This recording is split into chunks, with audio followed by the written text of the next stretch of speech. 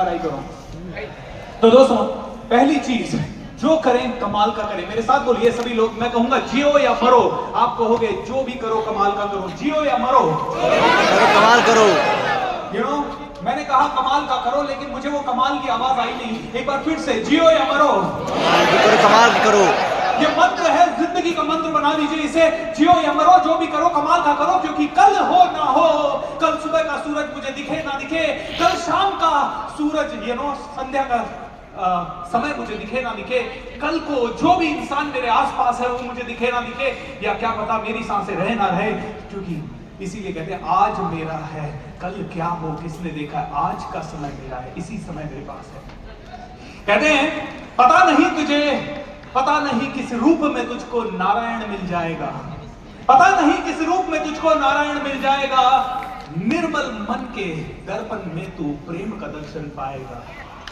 और आज मेरे सामने इतने सारे नारायण बैठे हैं, इतने सारे पावरफुल लोग बैठे हैं।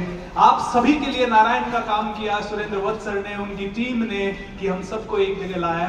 दोस्तों बस यही होता है, कोई ना कोई नारायण आता है, ऐसे ही किसी के लिए कोई अपॉर्चुनिटी क्रिएट कर देता है, ऐसे ही उस अपॉर्चुनिटी से कोई आदमी कहां से शुरू होता है और कहां पे बड़ा बन जाता है। मैं तो पुणे गया था, मुझे आता नहीं था पब्लिक के सामने बात करना, मुझे आता नहीं था स्टेज पे बात करना, मैं तो शाय था, मैं तो सुसाइड करने वाला था। एक दिन घर से निकल गया था, ट्रेन की पटरी के पास पहुंच गया था कटने के लिए, क्योंकि मुझे लगता था मैं कुछ कर नहीं सकता, मुझे लगता था मैं कुछ बन नहीं सकता था, मुझे ऐसा लगता था मेरे अंदर विश्वास ही नहीं है कि मैं लोगों को फेस कर सकूं। गेस्ट घर पे आते थे तो पलंग के नीचे घुस जाते थे, कभी गेस्ट घर पे आते थे तो बाहर भाग जाते थे, स्कूल में कभी टीचर के सामने हाथ उठाया नहीं, कभी किसी और इंसान से इंटरेक्ट किया नहीं, कभी किसी लड़की से बात की नहीं, कभी किसी बड़े से कुछ पूछा नहीं, और कभी किसी ने हल्की सी तेज आवाज में बात कर दी तो अपनी गर्दन झुका के वहां से निकल गए, कभी रोए कभी परेशान हुए। ऐसा लगा जीवन बड़ा मुश्किल है।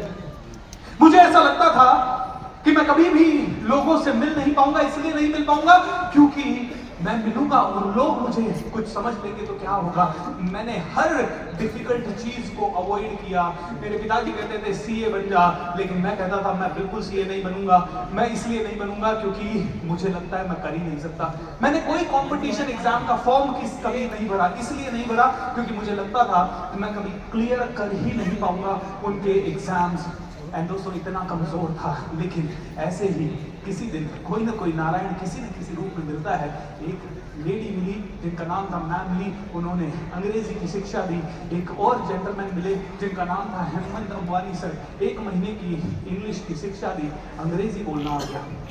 फिर एक जेंटलमैन मिले सर मनीष गुप्ता, उन्होंने कहा भूपेंद्र स्टेज पे चढ़ जा। आज आप में से कई लोगों में पब्लिक के सामने बोलने की ताकत है, लेकिन जिनके अंदर नहीं है उन सबको मैं कहना चाहूंगा, ये डायलॉग ध्यान से सुनिएगा। मुझे बहुत डर लगता था। मैं पहली बार जब स्टेज पे बुलाया गया तो मैं कांप गया। मैंने कहा मैं नहीं जाऊंगा sir, I can not go, I will not go sir. इसलिए नहीं जाऊंगा क्योंकि लोग हंसते हैं। बोले पहली बार आजा लोग हंसेंगे, दूसरी बार आजा फिर लोग हंसेंगे।